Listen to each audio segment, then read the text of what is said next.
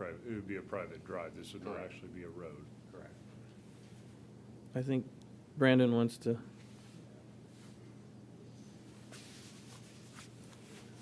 The only concerns the Public Works Department would have about a second entrance would be the spacing between entrances. If you have them too close together on a 55-mile-an-hour road, it creates concerns for the traffic pattern on there. Someone trying to turn right in there, someone wants going the other direction, they don't know which entrance they're turning into. Just like along state highways, you can only have entrances every so far apart. We've made variances to that before, but ideal solution would be to have that easement and only the one entrance, because Jeffrey Drive, as it exists right now, is a privately maintained road. It's not a county-maintained road or access. So as of right now, everything's private out there. Okay. The entrance and. So say that again, Jeffrey Drive, that runs, I don't know what North- direction. That's and right. south. North-south, Right off on. That of is- Old 40, Yeah, Right. that's a Yeah. private entrance. that is private, okay. I believe it. There is no county right-of-way there. When that lot was created, it was done, I believe, by the property to the south of there. Because when we were looking at it, when the previous owner purchased this lot, they had concerns about potholes in the driveway, and we went out to look, and we were steered very well away that this is not a county road. Don't put your equipment on here. So Not- that road, Jeffrey Road Avenue then is maintained by the south, the By property owner on the south? By the or- property owners. Okay. Is there an easement currently between that owner and the north and south owners? I'd At all? have to look You don't and know? see. I don't believe we have there's any public right-of-way there. Okay. It's like 52nd Street, that's a private easement for those individual homes. It looks like a road, it has a road name, but there isn't truly a public travelable road there that's publicly maintained. Okay. The other thing I'll mention, I did approach the property owner to the south and the one to the west about buying just a sliver of property to make it into two, and they were both absolutely not. So the property to the south will be coming up for sale. His recommendation was wait till it sells and then buy it. There's no guarantees that they would sell us any land as well, so this is potentially our only chance. Justin, are there other lots in the county that are less than 2 acres, or has this type of proposal been brought to the commission before? Yeah, I've never brought this to the commission before. There are lots out there that were grandfathered in that are less than 2 acres. And like I said, if it had centralized water and sewer, it could be 14,000 square feet. You could reduce it down to. So they could be smaller. Okay. Where everything already exists, Being at I the guess. 2, what are we trying to protect, especially public-wise, why this is designed to come to be at 2 acres or less than it needs to come, or it needs to be 2 acres or more? Well, What's- the area that it's zoned as is suburban residential, so the minimum size in the regulations is 2 acres. So Okay. if I were to approve it, it would create a substandard sized lot the way that it stands. So it keeps, I guess it would keep you from just splitting and platting without having any regulations to stop it that way. If I might add to that, Bill Jeter, County Councilor, the environmental code requires a minimum of 2 acres. But what makes this unique in this set of circumstances is the septic systems and the wells and the waters predates the zoning regulations anyway. So that's all grandfathered in. Okay. So with that, thank you. With that, it's stated in here, you're presenting this to us as residential only. Years back, that was, and I talked with Darren on that, that was a place that made countertop, marble countertop. So I guess I'm just looking for residential, not a commercial. That's why I was asking about who's going to maintain that road. So somebody's going to say, hey, I'm tearing the road up. The other one's going, Yeah, this will definitely be a residential buyer, the gentleman Okay. buying it. He's well aware if he ever goes to sell it, if they want a commercial use, they're gonna have to come back before you guys and rezone it. So Okay. it is definitely gonna be residential use. For both lots? Yes, both lots, for sure the house, but the Yeah. shop, it's Is just gonna be a also- personal shop, yeah. Okay. I guess the other one that they parceled out, that's where they were making countertops Yeah, and. that shop there. Yeah, Yeah. yep. So if they want, yeah, if the current or the future owner purchase that, he's purchasing it as residential, and if they wanted to take that shop back to a marble countertop, they would have to come back to the commission and ask for a commercial Zoning. license zoning, okay. And I should mention this as well, since the granite countertop business has left, the new owner who owns it currently, he did put an apartment, so it's a Okay, really nice one-bedroom apartment. It's Okay. got, it is a, you could live there. So it is Okay. completely a space where this part of the structure, about from here to here, is all, I'd say about 25% of it is a apartment, very nice apartment. So he won't live there, the gentleman buying it, he's just gonna use it for family get-togethers and some place to tinker. He's a gentleman who lives here in Hayes, but, yeah, if they do anything commercial, again, it would have to get rezoned. okay. Well, given that, I will move to approve the proposed lot split of 1478 Jeffrey Avenue, Hayes. I'll second that. We got a motion and a second on the table. Any further questions or discussion? I have none. Seeing none, I'll call for a vote. All those in favor say aye. Aye. No opposed, passes 3-0. Thank you, Justin. Thank you. Thank you.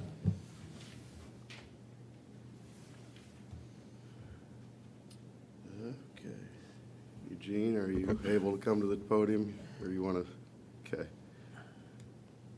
Next item, appraisal time extension, Mr. Eugene Rupp. Eugene Rupp, Ellis County Appraiser. Just bringing before you today that we did request an extension from the state of Kansas to get valuation notices mailed out.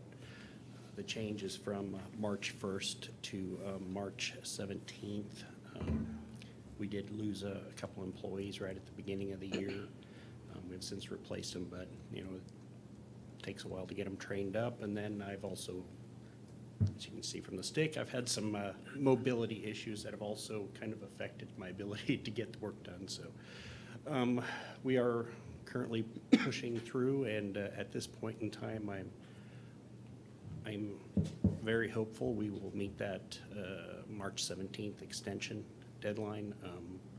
So at this point, I don't foresee a second extension, but I will not completely rule it out. As I said, I do have some issues that are affecting my ability to get my work done currently. So any questions I can answer about that? No, All right. wish you the best. Yeah, take care of yourself.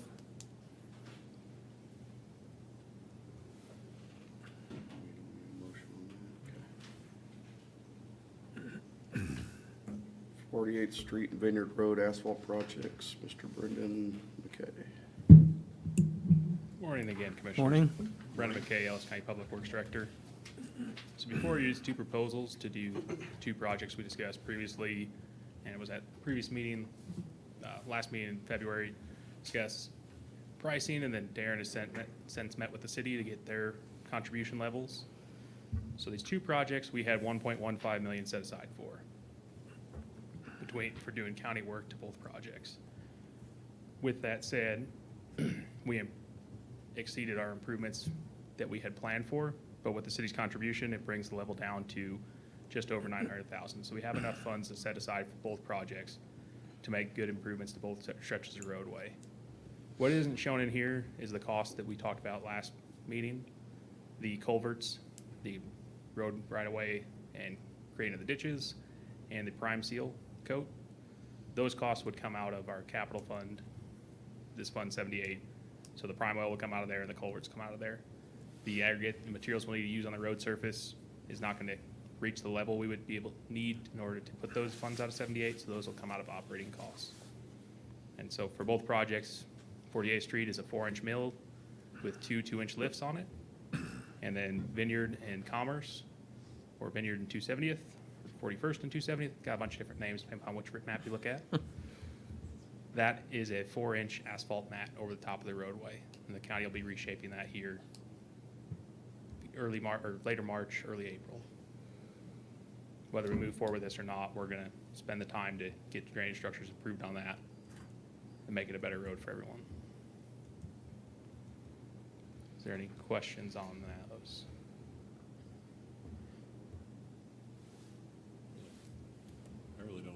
we discussed a bunch of it last week. Or, I'm sorry, last month. It feels like Yeah, last week. Brendan, question, do you think doing the 4-inch, we're gonna need to come back on, and I'm gonna specifically target Commerce and 270, or Vineyard, Commerce and Vineyard. Do you think we're gonna need to be looking at that in a 5-year time frame or a 7-year time frame to do a 2-inch mill and re-overlay? I wouldn't do any milling on that. Okay. If anything, we would add additional material to it. There's a sliding chart for pavement thickness and what structure you need to have underneath that pavement thickness. Asphalt's flexible. When you get less than 2 inches or 2 inches itself, you're not really getting any support for the road surface, the traveling public. It's just painted black. 4 inches, you have some structural strength there. So there wouldn't be a need to mill any off. You could add additional to it. Okay. Once you get your 8 to 10 inches, that's when you start looking at the milling and adding back in. Otherwise, you end up with a very crowned road. You have potentially issues with grade changes for entrances and things like that. So, and I don't think we would have to do anything within 5 years. I mean, we'll monitor it based on traffic and take appropriate action, but with it being hot mix and not cold mix, hot mix is a stronger surface than cold mix is. Mhm. I don't envision any issues arising in the next 5 years where it would need major improvements unless everyone decides to quit driving Vine Street and they all take that. Okay. For the amount of traffic that's on there and the amount of traffic we expect to see based on the improvement, don't envision any issues, but Mother Nature can change things. Right. We could have 5 years of heavy flooding and undermining, and then something may need to happen, but And seeing you brought that up, will we be going back after the hot mix is done and the asphalt's all down and adding 2 on for a shoulder or so it's gonna be an unpaved shoulder. okay? That's part of what we're doing. And so we're gonna shape the roadway as it exists and add 2-foot shoulders on both sides. Okay. After the road and asphalt's been completed, so we don't have a trough sitting there, we're gonna add in aggregate to the shoulders Okay. to have that 2-foot shoulder on each side of the roadway. Good. Very good. We don't have much room to do wider shoulders than that, Right. especially at the intersection of Vineyard and Commerce. Right. Okay.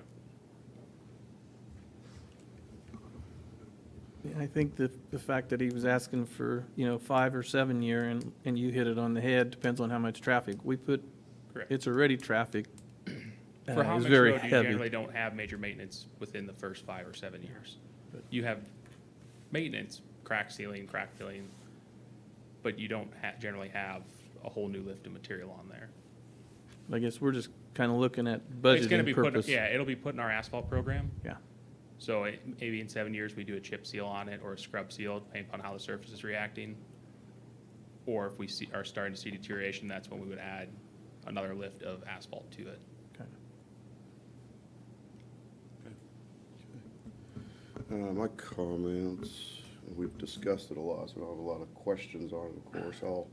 I attended the City of Hayes work session a couple weeks ago. I did not attend the voting session last week when they voted to approve it, but on the work session, again, I want to thank the City of Hayes for standing by their commitment. We've been applying for this grant for 48th Street for 2 years. 2 years with the city saying they would match, and we didn't get the grant, and we made the decision that we're going to move ahead with this. And I want to thank the city and the commissioners there that they stood by their commitment. They didn't necessarily have to because we didn't get the grant. We wanted to get this project completed, and they stood by allowing us to do this project. And then on top of that, with the ability of us being able to piggyback onto a KDAP project, as we looked at 41st and Vineyard and that, again, they kind of stepped up the plate and did a portion for their, and we could argue, make the point that that's city portion anyway, but this is where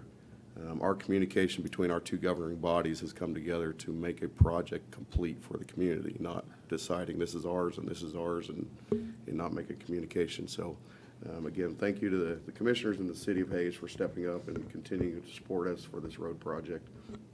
I'm excited about it. I think it's going to do great things for our community to get around. I think that area will expand and grow as traffic now is a little bit more eased out that way. with 48th Street, Darren can correct me on that, in their discussion, so we're gonna pave it here and then have a 2-year wait period, so we're paving it here, it's 25, and I think January 1, 2027 is what they said in their agreement, that's when they would take it over as a city, correct? I believe it was January 2028, because we wouldn't have the 2028. project done essentially till about September of this year. So if you add it, it'd be roughly September of 2027 would be about a 2-year period for the city to be able to evaluate it and then have the agreement for January of Yeah, so 28. we'll maintain it, watch to see if there's any issues that come up, fix any issues from 26 and 27, and then in 2028, January 1, then it becomes a fully city road. Is that? Yes, and I on the understand. cracks there, we milled the cracks last week, or cored the cracks last week to see if those cracks were experiencing a negative taper, or if they were possibly tapering in, getting smaller, or just straight flush up and down. The ones that we cored, we found it was tapering straight up and down, or slightly keyholing in or tapering in, being smaller as you got down further, which is what we were hoping for. City also had their staff there and ran probes in the ground just to see how strong the base was. And they were very surprised at the thickness of asphalt that was already in place there. They didn't think there was 8 inches, which there was back when it was originally paved in 2021, or 2001, sorry. Yeah. And the base is solid, Okay. where you have to use water when you core. Where it was saturated from the core itself, the probe went down with some resistance, an inch or two, and then it couldn't be pushed down further, which correlates with what the staff said when they did that base work together. They had to put serrated blades on to cut the road top to get final grade because it was packing in so well. Okay. And then further agreement on the 41st, going out to 160th, correct? That's 260th. 260th. The city then agreed that, once it's paved, now that they can maintain it with their equipment. So currently, we kind of maintain it because it's a Unpaved gravel sand road. We have the equipment to do that, but now, Yeah. once this project's complete, the city will maintain up to 260th, Yeah. correct? I believe that's correct from my talking with them. Okay. And the city's already sent out mailers to those impacted individuals that have farmed in the city's right of way where there's no ditches currently, where we will have to install ditches to let them know that we will be out there. And unfortunately, we're cutting out some of their crops, but their crops were planted in the right of way. Okay. So as far as on the core samples, the other ones that you done on the cracks, how many did you do on that? Do you recall? We did at least 6 cores. Okay. I've got them sitting in my office. They didn't come out in one piece. About 'cause- like okay, good. I was just gonna ask that question. Did Yeah, they come out in they- separate? Portions of them that we cored that were cracked at the top were solid in the bottom and got wedged in the hole. So they had to do additional ones. So that meant the crack was tapering inwards because it Okay. became a solid piece of the base. About 4 inches down, 3 to 4 inches down, that crack had sealed itself off. It was only the top that had started to pull apart. Okay. And those cracks are not, the cracks on a roadway tell a story of the base and the asphalt itself. The cracks of that road is showing are not from base failure, they're from the pavement failure from being too stiff. Back in the late 90s, the state and everyone else had issues with rutting, where you see the wheel tracks very clearly, those parts depressed. So the designs changed in the late 90s, early 2000s to make a stronger, more robust mix, which is what that road was built out of. The problem with that is the flexibility in that pavement was gone.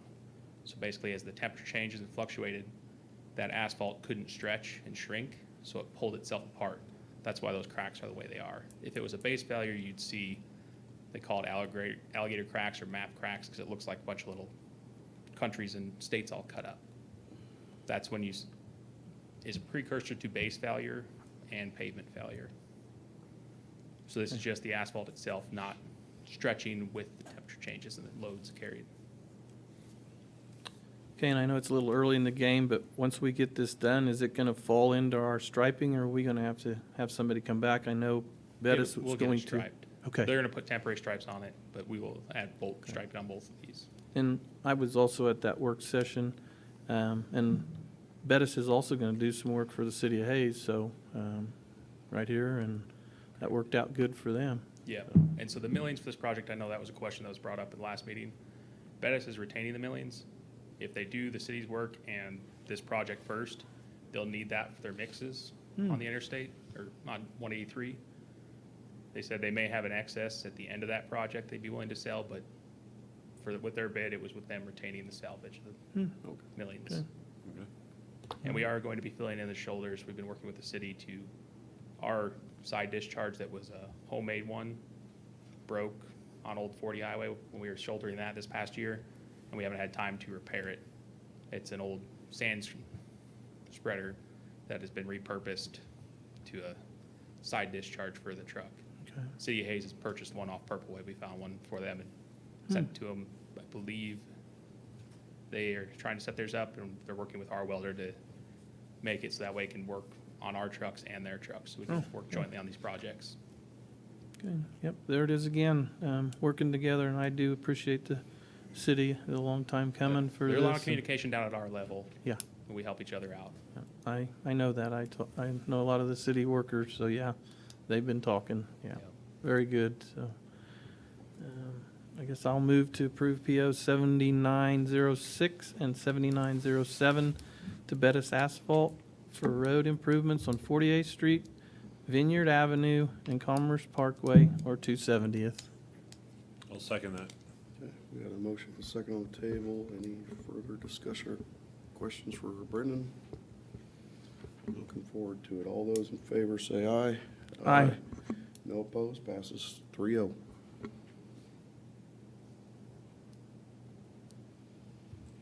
Okay. 2025 cold mix asphalt purchase. Brendan. Yes. So before you, our proposal for our cold mix production cost this year. We received 4 bids. One was from Oklahoma that didn't meet our specs and was considerably more expensive than everyone else. So we looked at the other 3 that from Venture, APAC, and Hefton Sons. Hefton Sons and APAC had both previously mixed for the county. I believe Venture did many, many years ago. This is the first year receiving a bid from them in quite a few years, thankfully.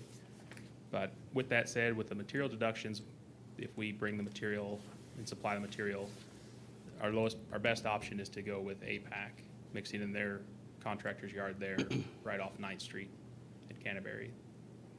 It's a couple $1,000s less than it was previously for last year's mixing costs.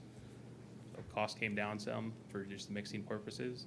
And the majority of our overlays are in the central part of the county and eastern part this year, whereas most of them were further west last year. So mixing there in the contractor's yard is not going to be a deficit to us.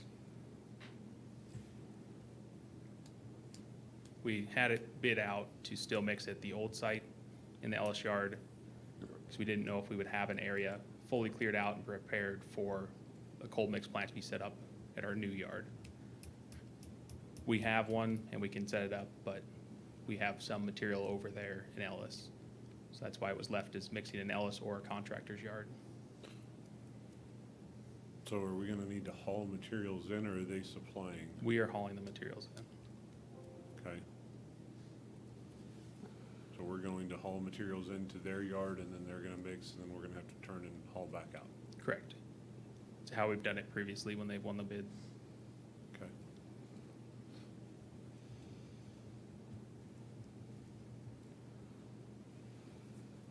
And majority of the materials actually come from within Ellis County. I mean, 65% of the mix is the sand, and that is coming from an Ellis County producer in Ellis County. Okay.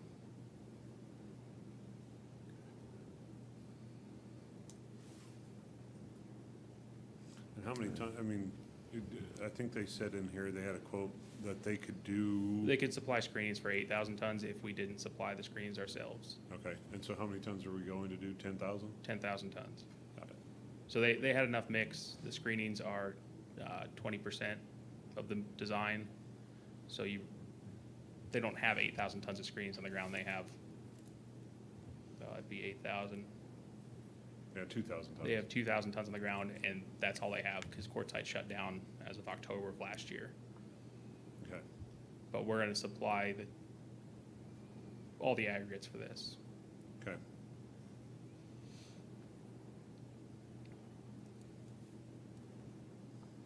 if approved, I guess. We'll supply all the aggregates. Brendan, are you planning to have it all mixed there and then stockpile it at our yard? No, it will be used out of their yard Okay. unless they run out of room. That way we don't have to shuffle twice. Correct. That's Okay. preferably what we would avoid.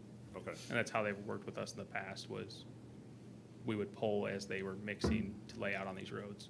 Because you have to cure time of that asphalt before you can put a seal coat on it. right. And you need to put a seal coat on it in the same season, because this is very porous. Mhm. You need to seal it off so you don't have water intrusions and freeze thaw that would break it apart. Mhm. Okay. With, just without making any assumptions, we have summer hours. Are there hours where we can get in Yes, with our hours? yes. Okay. Because they didn't mix for us last year, but they did mixed in their yard the year previous. Okay, And that worked for our summer hours as well. okay. I don't have any. And just so the public knows, about approximately how many miles this will cover? About 12. Okay, About 12 is what we have on our asphalt plan. okay, 12 and some left over for patching. okay. Depending upon the amount of patches, we may have to purchase some cold mix or hot mix. But that's how we have a separate line item for asphalt patching. Can you, this is for a future agenda, maybe come and show us which 12 miles we're going to do, so that way the public can. It's in our see. capital plan. Yeah. Yeah, I can do that. Yeah, Kind that of would- show it publicly where we're going to hit next. That's the reason I asked that, because I had people asking where and how many miles, and, I mean, I know It's that. on the but- website, Yeah, and it's subject to change because it's easier to ask that question. to some- sometimes traffic levels have changed, or a road has deteriorated, or we've had other issues Right. that have caused premature failure, so it's flexible, but we're doing our best to stick to it. Stick to it. Right. But if Yep. something starts to go, we would rather step on it first than wait and it costs more to fix it and repair it correctly in the future. So we've traded some miles between years just as deterioration accelerated or didn't accelerate as we were expecting. Mhm. So we can provide a quality road for everyone. Okay. Well, with that, I'll move to approve PO number 7908 to APAC Kansas Incorporated for cold mix asphalt. I'll second that. Okay, we got a motion and a second on the table. Any further discussion? All those in favor say aye. Aye. No opposed, passes 3-0. And purchase of one tracked excavator, Brendan. Yep. So the conversation with the excavator started as Noxious Weed has been doing more of the tree removal and maintenance. They've been assisting there, and so is Road and Bridge. They were looking at potentially purchasing their own mini excavator, so that way the mini X that the Road and Bridge side has could stay out on projects. Rather than having a second mini excavator that wouldn't be utilized to its fullest, we came together and came up with funds to purchase a full-size tracked excavator, which would be very beneficial for our operation. Right now, the county has a 2005 wheeled excavator. We've used it for many years. It does what it works well in the areas it's meant to work in, which is working off of road tops. Where it struggles is when you have to get off of a road top. You have an excavator that's very heavy and top-heavy equipment, and now it's 2.5 feet higher, and then you have outriggers you have to put down in order to use it. So it's not as capable as a true tracked excavator. So getting down in the channels to clean out channels, clean out flood debris, install culverts. It's good for installing culverts in most cases because it can sit on the roadway. It's great at cutting trees along the roadside. It does have wheels. It can be roaded short distances, but it can't be roaded 25 miles at a time. It's still just a 2-speed hydraulic transmission, just like a tracked excavator. So that wheeled excavator is a great tool for what it's used for. The tracked excavator, we've rented one continually year after year for different projects. Having our own tracked excavator would speed up those projects. Speed up repair projects instead of having to leave things torn apart in order to get enough done with the 1-month rent. With that said, we looked at a new price of a new machine with a full warranty on it and a rental fleet one that's a few years older, but also came with an extended warranty on it for any major repair costs. The 2005 one is, sorry, I referred to my notes here, The old meter, when it was pulled off, had 7,800 hours on it. We don't know how long it wasn't quite working correctly for. The new meter has 610 hours on it, and it was replaced within the last 2 years. And it's had general repairs. The major repairs it's had is the fuel pump on it. It takes a fuel pump that has to be timed and clocked. It's not just like a plug-in one on your vehicle at home. I feel like I've talked too much already. So, Yes, sir. just do a little math here. If we say 10,000 hours approximately on that current machine over 20 years, about 500 hours a year, which according to the new hour meter showing maybe 350 hours a year on the current machine that we have. Correct. Because we have added a mini X that you alluded to, Correct. and we also have a backhoe. Yes. So, realistically, what are you thinking hour-wise, what we would utilize one of these for? I feel we'd have more hours than that 300 hours a year. You think Because around that- the 5? I would 5 very regularly. Okay. The wheeled excavator, it's used where it's used, but it's not used in all the projects. We've had to rent cranes before for setting blocks and larger equipment to set blocks. This would alleviate the need to rent that equipment. We would have it on hand. For when we're doing larger projects, we would have 2 machines. One can work up top, one can work down below. When you're cleaning out channels, when you have flood debris, the one on below can throw it up on the bank, and the one up top with wheels that sits on top can pick up and load to the trucks. There are many uses for it. When when you have been renting one in the past, have you rented it for a 4-week time frame or a 1-week time frame? It was usually a month or 2 months Okay. or longer during the flood time, and then it's the availability of it. When we have flooding here, generally our neighbors have flooding too, and if they don't have their own machine, we're competing for the same machine to rent. Okay.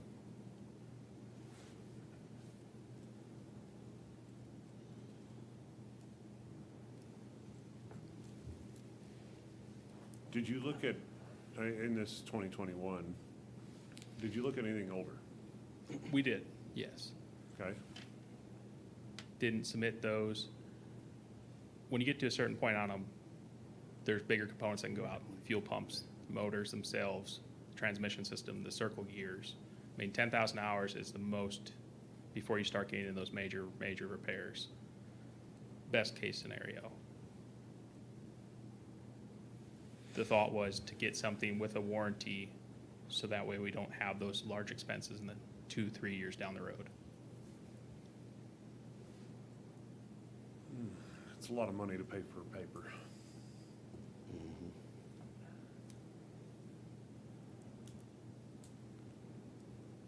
And I'm missing something, because it's 218,000, but there's 115,000, 103,000 on this purchase order. Correct. Why is it split out? Because Noxious Weed was looking at purchasing a mini excavator for themselves. Instead of purchasing another Okay. mini excavator, this would free up the mini excavator to be away from certain bridge projects. Okay, For the bridge crew to go to them more freely. so we're potentially it out of paying this both. from 2 different departments is what Yes. okay, For the 2 divisions underneath Public Works. okay. And as far as the warranty, is that from front to back, or is that just the major components, or, Everything. okay? And it's something that has a known service history to it. It's from the rental fleet. It's always been maintained and serviced by the dealer. Any and all items have been replaced and repaired by them. So we've Okay. got it would have a wealth of information based on history. And we have adequate trailer Yes. to, okay. I mean, this is So, yeah, the warranty over what we were initially anticipating, and a lot of the over is because of is the warranty. So I guess, It's also a slightly larger machine. When we originally put this together, it was for another 317. 317 is not a common produced excavator. If you look at on aggregator sites for units available, there's 50, 317s out there, there's about 600 320s. There's not generally a used, the 317 is really undersized for a lot of work counties do.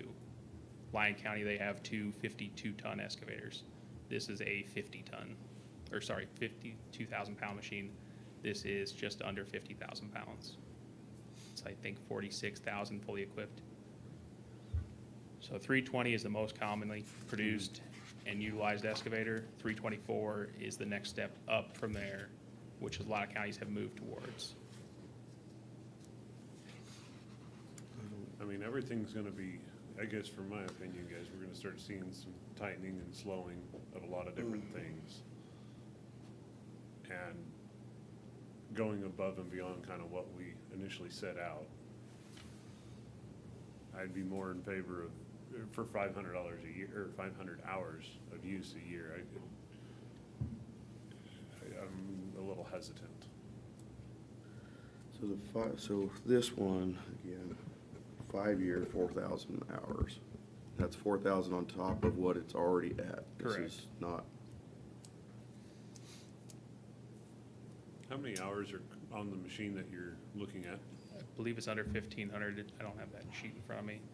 It's, I don't know if it's on our sheet. you want here to or not. scroll down, Darren, to it by chance? It'd be in the, if you keep scrolling, that's the rental quote.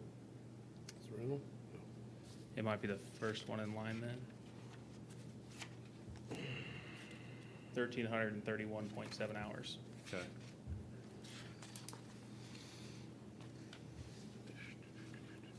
and we're not, yeah, we're keeping what we have. We're not purple waving it to offset any cost. It's what we would recommend Okay. because of the uses that we have for it.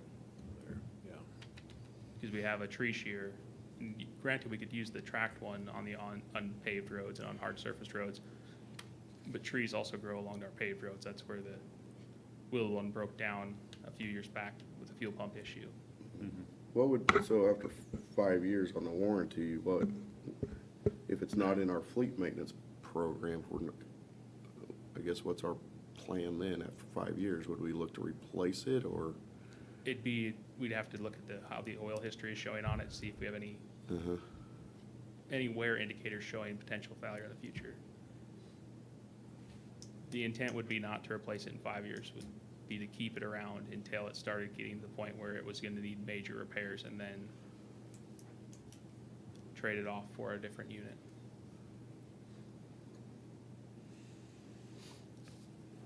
I guess the only plus I see in it is like you say, you can sit on the road and you can do that with a backhoe also, but For some of our stuff, but you can't reach far Right. enough down. We've got, you get one major storm and we use this, it's probably going to pay for a pretty good portion of it. That's how I look at it, but I hate to look in that crystal ball. I don't want no. It's also the availability of it. 500 hours, Right. if I could plan 500 hours with the excavator all in one go, we could rent one. The problem would be for a culvert repair project, a large culvert may take a week. We need the excavator there for only 2 days. But if I'm only getting it for 2 months of the year, an excavator rent, I'm gonna have to leave that culvert open for a while and have to move that excavator right away. So we'll have a lot of closures to our road Open. system, Yeah. extended closures. I'm not arguing that we don't need this type of equipment. Right. I'm not gonna suggest that. I think it would be a good fit. However, I don't think that the numbers presented, Yeah, I can go along with. It is definitely pricey, but I guess what is not in Well, today's, I mean, paying for paper. right? Yeah, I mean, yeah. you know, that's, what, I- 218 versus we had allotted 185. That's Mhm. 15, that's over 30, it's almost 40, that's a motor. Mhm. I mean, you know, we also have a Motor on that would be 94 more. a 94 model dozer that we just sunk 70,000 in for a minimal use piece of equipment. So the difference is with the dozer's the yellow iron in it. You rebuild those once, maybe twice before you offload the machine. So that was the first rebuild. to that machine. It was minimally used. We've been using it more since I've been here. It's used on our road projects. It's used on a lot. We're using it right now to reclaim our sand pit down off 160th Avenue and open up the next area of that pit. Motor's more than 40,000 on this. For a 75 horse for a pad foot was $46,000. And that's more exposed than it is on an excavator. It's down in an excavator, so you have a lot more labor to replace that, and it's a much larger motor. You know, and, okay, the pad foot accumulates maybe a couple hundred hours a year. Yes. I mean, very similar hour, I would expect more with this. okay? When all you have is a hammer, everything looks like a nail. With the tracked excavator, there's a lot of things that we Well, could do that we can't do currently. It's a tool, I mean, you're gonna use it a lot more when you have the tool at your disposal. I still feel though that, and I think we can maybe look at different options. I would tend to agree. I just, either this option without the warranty or maybe continue to look or something. I don't, Okay. or give us, I guess my question is, your everyday job duty, putting in a culvert, say a 30-inch backhoe, okay, in comparison to the Depends track on what else we have what bridge crew's doing. If Right. bridge crew's doing the But- culvert, just stay a standard 30-inch culvert. What's it 30-inch take culvert? for backhoe? What's it take for the excavator? I mean, excavator would be quicker to do it, and that's what Okay. I would recommend. what are you thinking, just approximate time-wise? Because, I Time- mean, as we're short manpower anyway, I guess I'm just wanting the Oh, comparison. an excavator, you'd be about half the time of a backhoe, very easily. I So, don't have time studies to show you because we don't have a tracked one, but in my experience with them at previous counties and in different occupations, the tracked excavator would be twice as fast as the backhoe would be. because as we have short staff anyway, that's one way to look at it also, where it would, the justification, but,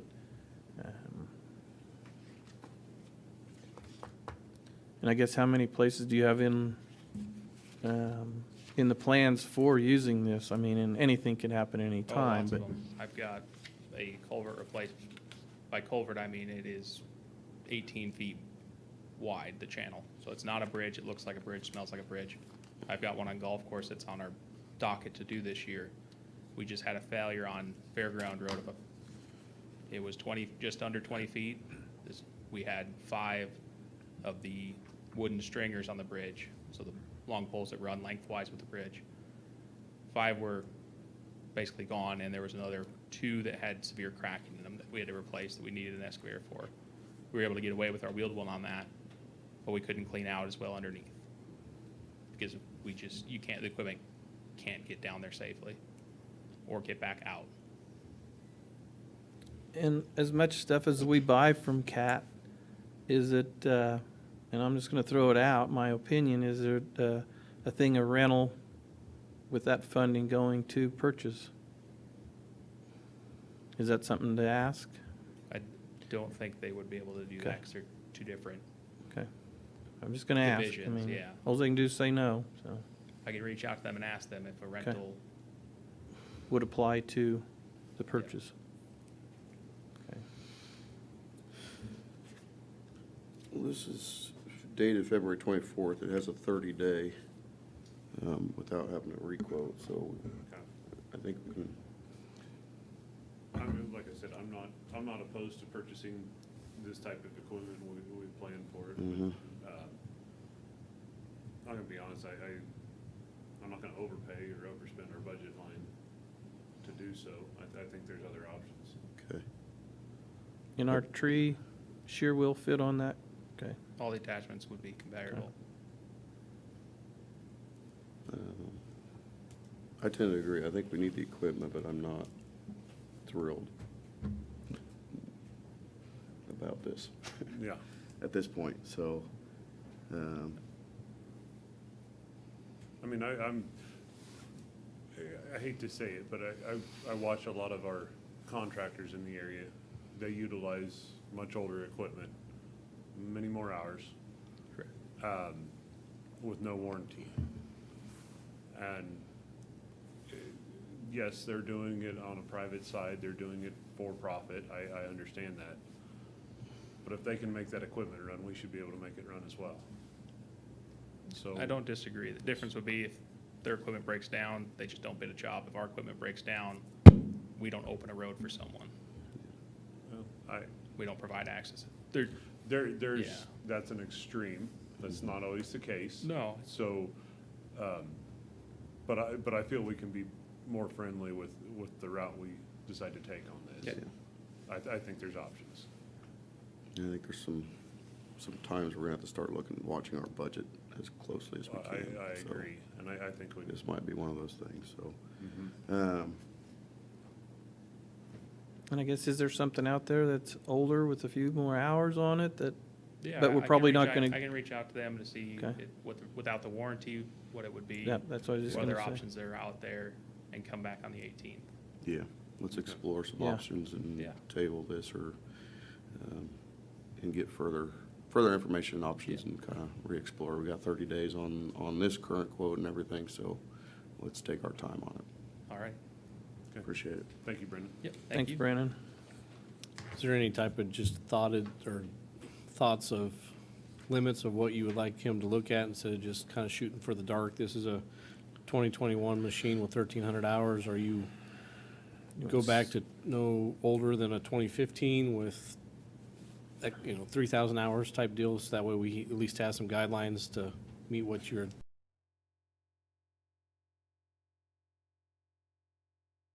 A little closer then, or more hours on the machine and year, is that what you're saying? Well, I guess I You know, don't really know what the commission is asking. Do you want a warranty? Do you not want a warranty? Warranty, no warranty, how old of a machine, how many hours? And I know there's no right answer, but at least give him some direction as to what that may look like. I mean, I guess when we have a budgeted amount of 185, and I would say that's the absolute top, that's the peak. If we can find something that fits in underneath that, great. If we can find a good use machine that would come in well underneath that we could allot some funds for and still stay within that 185, I would be okay with that as well. With the warranty? I mean, May I'm not really, get a we warranty. have a machine, we have multiple machines without warranty, so I'm not afraid to going into something without warranty, depending on what it is. I mean, if we can get pre-emissions, maybe that would be a better route. I mean, cause that's, I mean, you've Yeah, stated it it would a have number to, of times. it would have to have, if pre-emissions machine it would need to have ring gear service, transmission service, and most likely an engine refresh. And There's some out there that don't have those things, and I would strongly advise to stick away from those because, I mean, those costs alone, the transmission refresh when that happened, the ring gear rebuild, and the motor, if and when that went out, you'd be exceeding the cost of a brand-new machine with those 3 repairs. Mhm. And an older pre-emissions machine that hasn't had any of that work done to it, I would be very leery of recommending we purchase. And it all depends on where it is, how it was, Mhm. we've bought in machines, so through Caterpillar, Yes. with Caterpillar documentation, and we stuck a $46,000 motor into it a year later. That was a private party sale. We had repair history to it, but You understand what I'm saying? Yeah. So we've been on both sides of this equation, so I guess I just ask if there's something out there that. just stay under 185. Yeah, in that range, because again, yeah, the warranty here, I mean, that's adding almost 20% to the purchase, that's a fifth of that purchase, just that warranty, without a plan necessarily, like, oh, after 5 years, now it's not in warranty, and we would have to pay for it then too, so, I don't know, I Okay. think we just have to be closer to that 185, with or without a warranty, we'll have to make that judgment call, but, Mhm. yeah. So whether that's newer or older or whatever. Okay. And as far as the contractors, Commissioner Liker said that, they've got older machines. Those are probably gonna outlast these newer ones, and they're probably a lot easier to maintain. Yeah. Thank you very much. Yep. Thank you. The next item, Northwest Homeland Security Projects update. I believe that's Lyle. Good morning, Commissioners. Lyle Pantel, Assistant Director of Fire and Emergency Manager. Today, I just want to provide an update for you regarding our Homeland Security projects and funding and items that we have in Ellis County. Quick history, because it's relevant. In 2019, Ellis County requested funding from the Homeland Security Council to purchase a water supply trailer, mainly a Northwest regional asset, but could be deployed throughout the state if needed. It supports on-scene on-scene water resources during large-scale incidents. We had the opportunity to use it at a fire of ours, and it does come in handy. It supports 2 separate water supply sources with 3 3,500-gallon tanks at each one, pumps, fittings, all of that. We currently house that at Ellis County, and we've been trying since the completion of that project to get a prime hauler for it. And I'm excited to announce that this year, the Homeland Security of the Northwest region has approved that funding to purchase that prime hauler outfitted with a pull-out tray, topper, lights, siren, PA system, the whole shebang to make it work. Currently, what we have is a older Homeland Security asset. It's a 2008 Chevy 3500 that was previously at Hayes Fire. They used it to haul their technical rescue trailer. We've taken ownership of that, and that would be used for that purpose currently until we receive this new truck and it's outfitted the way it needs to be. With that, once we receive the truck, that current 2008 Chevy 3500 would then go down to Company 8 in Shinshin, and we would outfit it to be another smaller end brush truck for use in the southern portion of the county. And those guys down there in Shinshin, they do have a pretty good turnout anytime that there's a fire.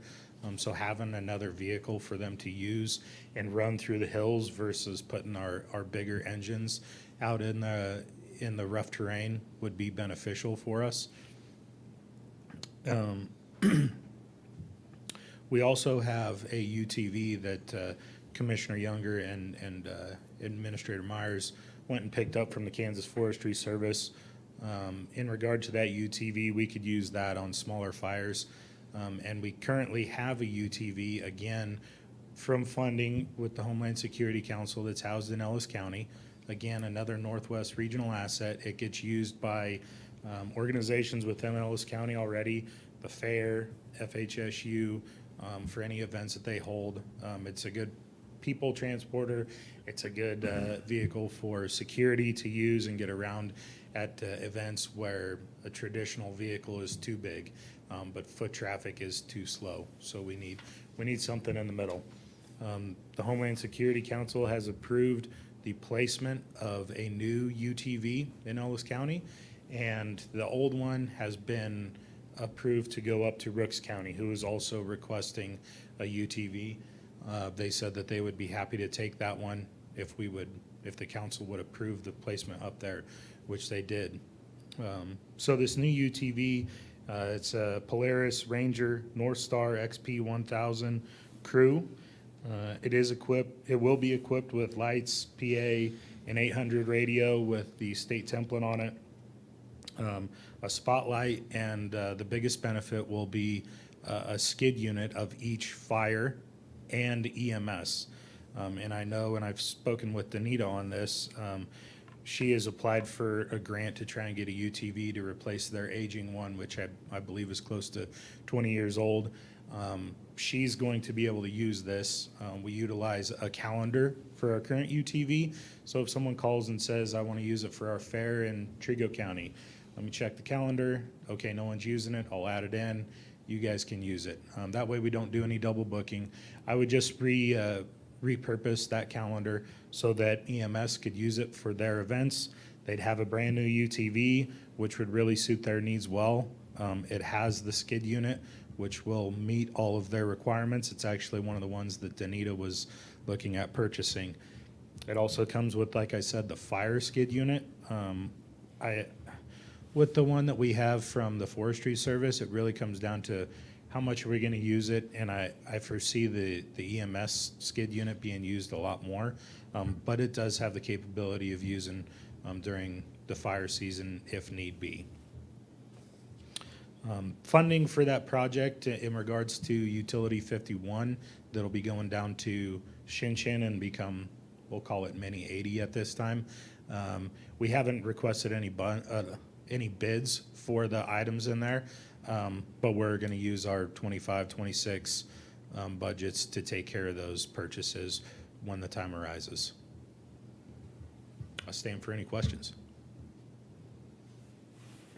Just a quick addition to that too, that 2008 Chevy is I just submitted a grant application with the Department of Interior yesterday for a skid unit to be added onto that, and it was just over $21,000 expense. So we won't know for that until July, August timeframe if it was approved or denied, but that's a federal grant.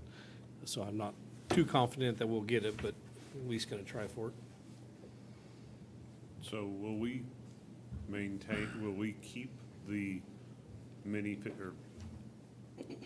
the mini UTV 51, I believe the number?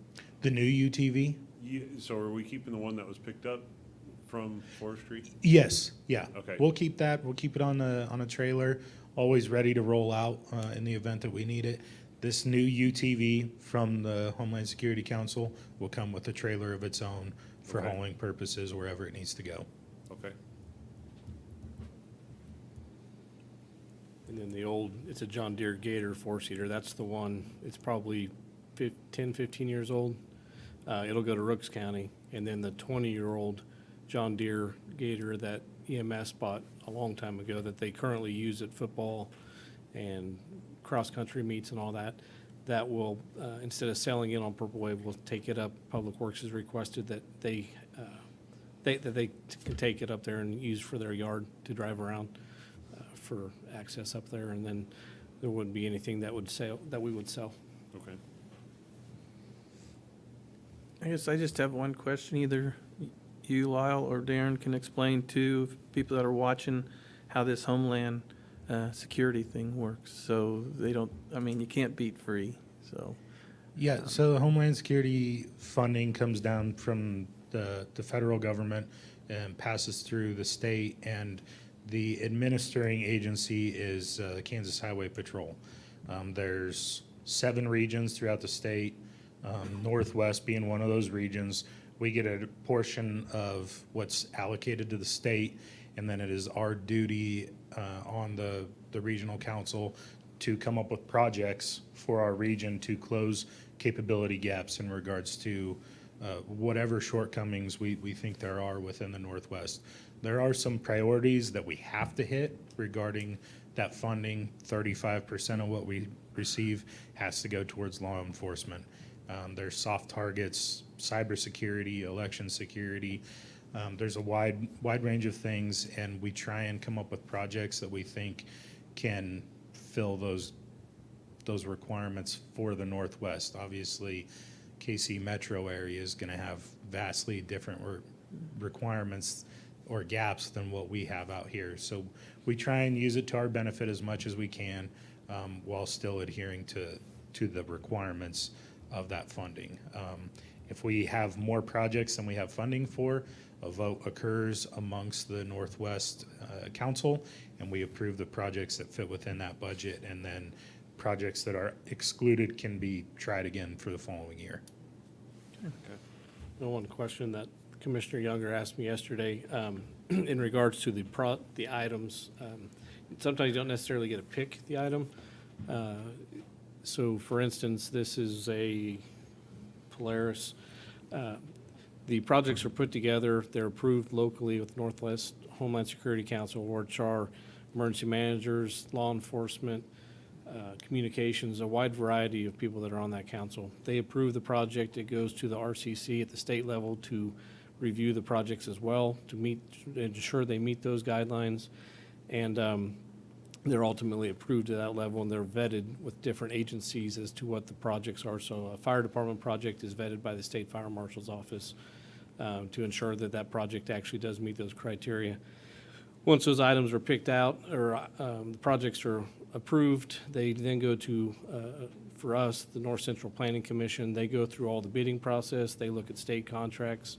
So Ellis County has no real input. And they just say, you know, a 3/4 ton truck, and if the state contract is a Chevy 2500, or 2500, then you go to that dealership, and that's all done. So the bidding process for all this stuff is very rarely done at the local level. And but this project, I believe, was done as a submittal through Graham County, and that Graham County project manager then works with the state to ensure all the bidding processes meet the federal guidelines for that. So that's how the pricing, the projects all come together outside of what the Northwest puts together as a project itself. I don't know if that answers the question that you had me yesterday. Well, yes, that's because you get pushback on from, you know, how come we didn't get a bid it? So this is pretty well self-explanatory that it's chosen above us. Yeah, we'd like to do it local if we could. Right. It's just when there's state contracts involved, we got to go by those bids that were received at the state level. So the vehicle to pull this will all be located here in Ellis County, correct? Yes, sir. However, it is a Northwest Kansas thing, so Graham County can come pick it up. Correct. Graham County, Brooks County wants to use it if they have a larger event that more than what the older UTV is going to do. They can come down, pick it up. Good example is So- just kind of. But is the vehicle to pull it, is that still part of that whole process? So we're just the home, we're the caretakers for it. Yeah, That's so correct. we have mutual aid, so if Phillips County has a fire later today and we're not in a threat that we could deploy ourselves, they have to, so let's just use that as an example. Phillips County has a fire, they start bleeding, using all their resources. They go through their emergency manager, says, hey, we need help, this is what we need help with.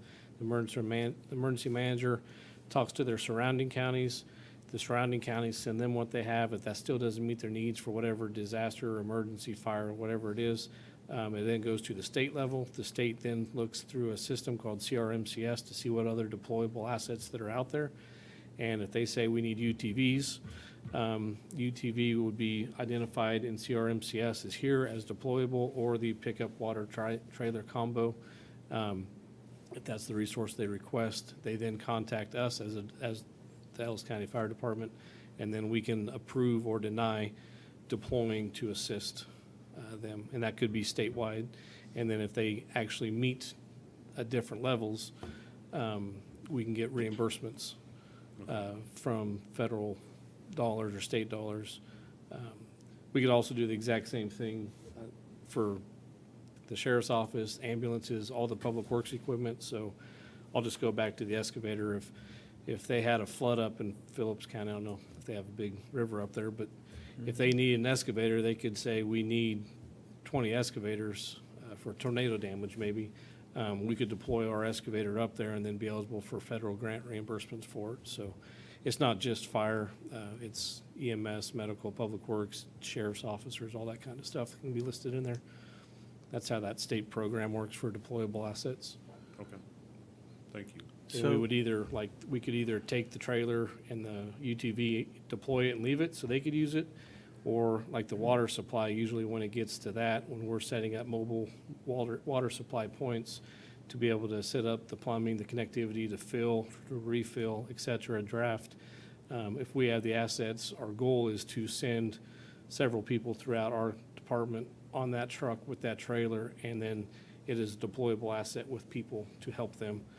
Because they're going to be overwhelmed, and sending a couple of our people to help them It makes our people feel good, it makes us look good, as well as they're greatly appreciating us being able to help them on that time. And it'll be much more efficient if we have the resources out there to show them or to do the work for them instead of them setting it up as well. Okay. So it is, the home is right here. In an event on, say, just like a fire, something happens to that piece of equipment, where does the funding come to repair that? Does that come out of us as a hub? We Okay, have to sign a transfer agreement, and Okay. basically, we own the equipment. However, if we ever dispose of it, it has to have Homeland Security approval to, we can't just get it and then sell it next year without, Mhm. but we have to insure it, we have to maintain it. That's kind of the agreement of getting the equipment for free. okay. All right, thank you. Lyle, since you're up there, this isn't on here, but we have an emergency service course coming up on Thursday, right, for weather spotting. You want to speak on that a little bit? Yeah, absolutely. National Weather Service has been coming up for as long as I can remember, ever since I started with the city as a volunteer in 2013. They put on a severe weather storm spotting course that's beneficial for our agencies, our first responder agencies, as well as the general public. So anybody is welcome to attend. There's no registration required. There's 2 times. There's one at 3 and there's one at 6, and those will both be at the Emergency Services Building in Hayes, 1105 East 22nd Street, down in our large training room / EOC, Emergency Operations Center. And they cover basic storm identification, paths, and I did speak with our weather coordinator for Dodge City, Samantha Brown, and they do have a kind of a secondary track. It's going to be based on the presenter and how they read the audience. If people seem to be understanding everything, they can kind of go into more scenario-based discussions. You know, here's the storm. It's capable of producing a tornado. It's moving this way. Which way would you move to make sure that you can still spot it, stay out of harm's way, but still provide information, that kind of thing. So it's really going to be each class dependent. I would encourage anybody who's interested about weather or is new to Kansas and wants to know more about Kansas weather to attend, as well as all of our first responder agencies, because they, especially SO, because they do a lot of our storm spotting for us, and then the City of Hayes Fire, City PD, if it's getting closer to the City of Hayes. It is very informational. I've been to several of them and learned something both times that I've went. So it is good, like you say, just for the public to go.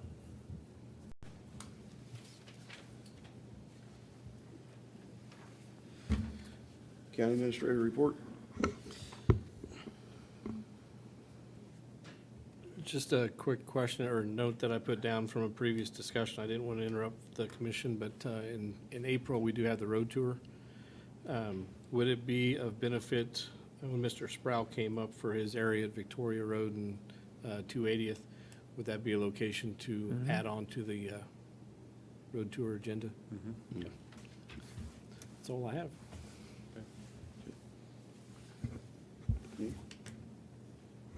I got a whole paragraph. Oh, yeah, well, maybe I'll go to Nathan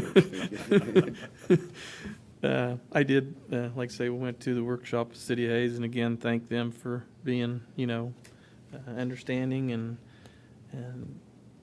working with us, a long time coming. The other one I went to, it's a disabled vet meeting. It's, K-State has partnered with this, group, and, it's for people with dementia, which is it was very interesting. So if you need to know anything about that, you can get either hold of the K-State people down there, which is very nice of them to do that. And I did also go to the 37th Annual Ag Appreciation. A lot of people there, a lot of good conversation.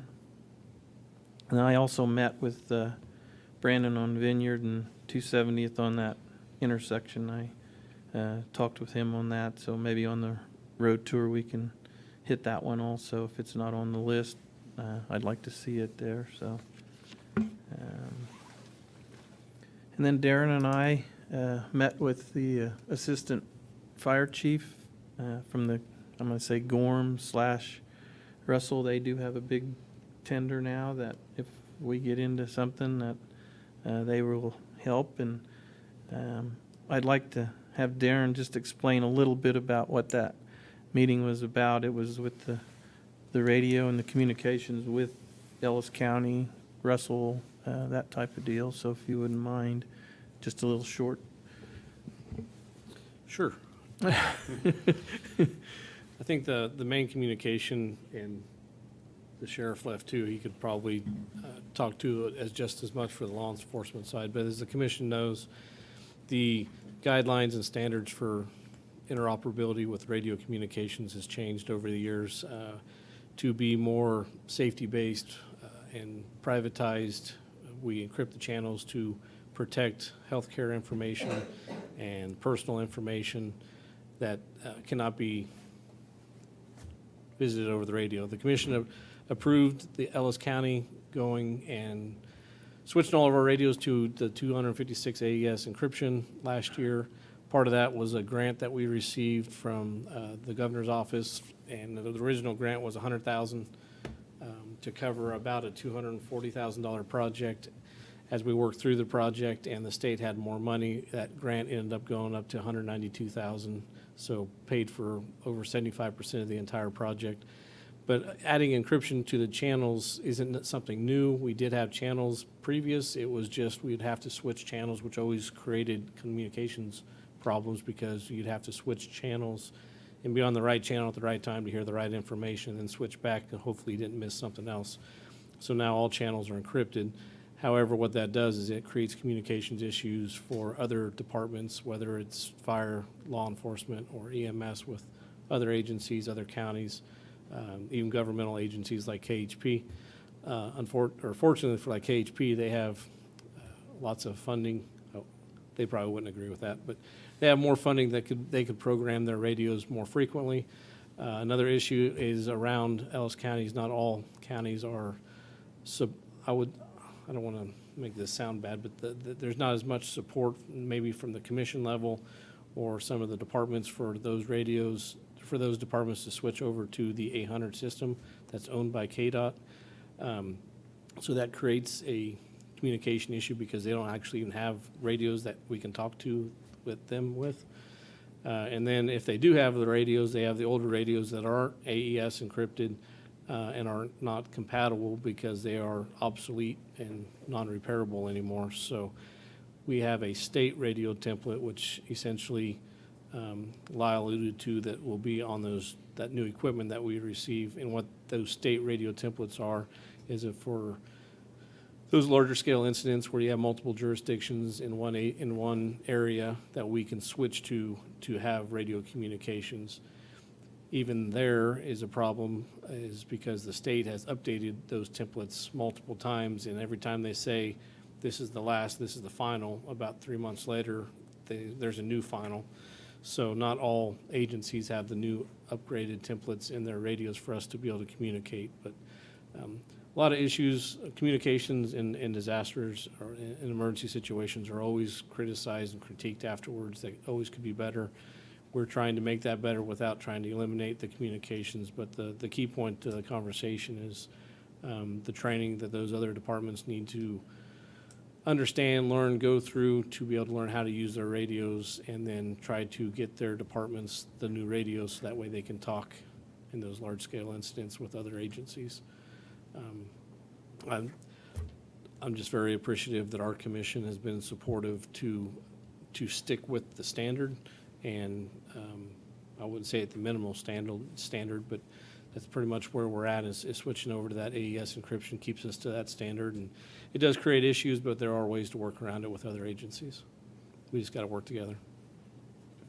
Does that Thank you. fulfill what you need? Yeah, I'm glad that, he was a young man and he's interested in getting stuff done. So, like I say, we can work together with the surrounding counties. But yeah, thank you, Darren. I know our discussion went way longer than that, but that's just a short version. But anyhow, then also Brandon and I met up with a couple of the residents up on Hilltop last week. And the other thing, I would like to congratulate Darren for the 2025 Leadership Kansas program. And last but least, I did go take on a couple of Hayes High girls basketball, and they definitely have a team, so go Hayes High. Nathan? I have no report this time, so. it was Should have easy. started with you. I'm going to piggyback off what Neil said on state basketball starts tonight, in particular Hayes High. Girls basketball, I was at a couple of games, and one in particular, last 2 weeks ago, Molly Martin scored her 1,000th point. So congratulations to her and her career, and excited about what Hayes High, particularly the girls, may be able to do as the #1 seed.